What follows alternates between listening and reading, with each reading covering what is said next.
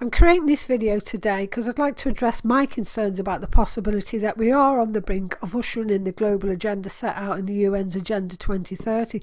I've pointed out in previous YouTube videos that I believe that the Yellow Jackets protests were not organic and they were set up for specific dates for specific reasons. And I have that information on my website at NonYellow Jackets for those who wish to go and read that article. For all the esoteric links to the events, I suggest that you check out my article. We've got to look at the facts and use our common sense, and I'm in no way opposed to the ethics of protest. In fact, I've single-handedly protested in my own area on many issues that I've felt needed to be spoken about, and I've always known that it was to bring public awareness. The Yellow Jacket protest is completely by UN design, and although I am in total agreement with those who do protest and the sentiment that the system is totally corrupt and needs to be changed, I can also see that these protests are going to be used against the people in a very short time. The first thing I'd like to point out is the media involvement. Pushing the protests for all they're worth and claiming that 23 countries have taken up the protest. Even when it was merely a handful of people, it was reported. This can only mean one thing, that the UN and the governments want this to take off. And when the BBC is involved in reporting this movement, you can bet your bottom dollar that this is for a reason.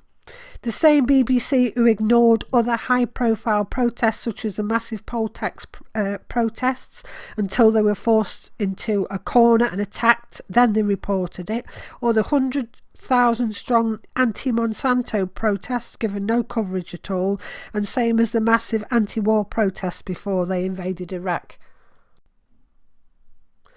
Pictures showing police disguised as protesters in France who kickstart violence and then they retreat under police protection have been shown on YouTube vids and have been quickly removed. And at the same time, they allow cars to burn and turn water cannons on the public. It proves how orchestrated this whole event is. 22 of the 23 countries reported to be included are members of the UN or NATO, apart from one country, which is Taiwan, which had the biggest protest but was organised by a tax reform group formed in 2016. Now, there's no mention by the media of protests that are held by countries that are not involved in the Yellow Jackets protest, like in Kosovo. Thousands held protests during the same period, and they're not a member of the UN or NATO, and this was never reported because it wasn't a yellow vest protests. And Northern Cyprus is also a non-UN member. They've also been experiencing civil unrest before and during this event, but that never got a mention in the media either, because it's not part of this movement. If you look at the article on my website at NonYellow, you will see evidence that Paris held meetings with the UN delegates, banks, government officials and the petrol giants just prior to the protests under the Urban Mobility Transport Initiatives, which is part of the Smart City Agenda. The whole of the movement in France is connected to the roads and the infrastructure, with toll booths being destroyed and pavements being dug up. All of these things which will be required to occur to bring in the Smart City Agenda and the introduction of the new road structures for the smart cars. If you go to the World Economic Forum, on this website I'm showing you, you'll see a video that informs us how the smart roads will work, telling us that toll booths will no longer be necessary when they have the smart city roads. And this is how the pavements will look. Now, this is why things like this are allowed to happen, okay? Because they're actually helping them to remove the old infrastructure for them to build the new infrastructure. They're getting the people to do it for them.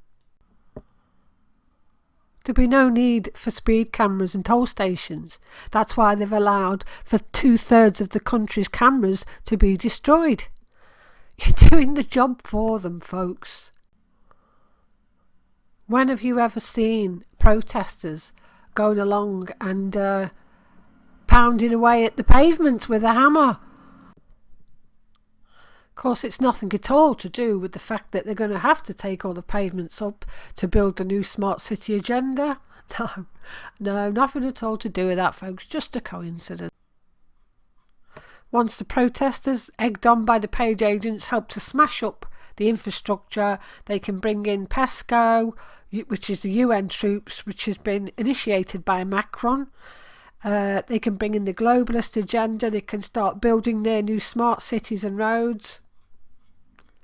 One day the penny will drop, folks. Sadly, it will be too late. I'm Annie Logical. Thank you for listening.